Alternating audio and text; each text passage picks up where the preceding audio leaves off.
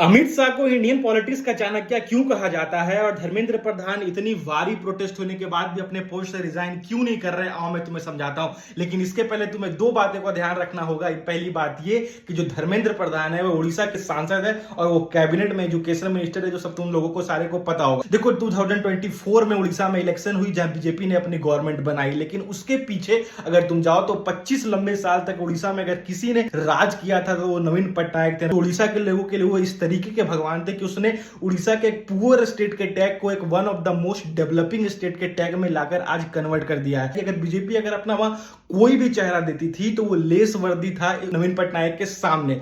अब जो बीजेपी थी अब वो डायरेक्ट टारगेट नहीं कर सकती थी नवीन पटनायक को उड़ीसा में। अब आई कोविड की टाइम और कोविड के समय नवीन पटनायक की जो हेल्थ थी वो खराब हो गई और अब वीके पांडेयन पिक्चर में आता है। वीके पांडेयन कौन था? वीके पांडेयन एक तमिलनाडु का आईएएस ऑफिसर था जो नवीन पटनायक का राइट हैंड बन चुका था। उड़ीसा की राजनीति में वीके पांडेयन के बिना अनुमति से एक पत्ता भी नहीं हिलने लगा था। अमित शाह और बीजेपी की पूरी इकोसिस्टम ने एक ऐसा दिमाग लगाया कि उसने नवीन पटनायक को टारगेट करना छोड़कर वीके पांडेयन को टारगेट करना स्टार्ट किया और अमित शाह ने डिफरेंट रिलीज में जाकर ये बोला कि अब उड़िया लोगों पे राज करेगा तमिल बाबू। और ये चीजें इस तरीके से इन्फ्लुएंस की उड़िया लोगों में, उड़िया अस्मिता में, कि बीजेपी की गवर्नमेंट बनी 2024 में और इसका रिजल्ट ये हुआ कि मोहन चरण मांझी को सीएम बनाया गया धर्मेंद्र प्रधान को छोड़ के, और धर्मेंद्र प्रधान को दिल्ली में कैबिनेट में रिटेन करके। तुम सोचकर यहाँ पे ये देखो कि अगर धर्मेंद्र प्रधान आज अगर अपने पोस्ट से रिजाइन करते हैं, उसे हटा दिया जाता है, तो एक लार्ज चंक ऑफ वोट जो उड़ीसा से वो कैरी आउट करके आते हैं वो वोट बीजेपी के खेमे से हट जाएगा 2029 के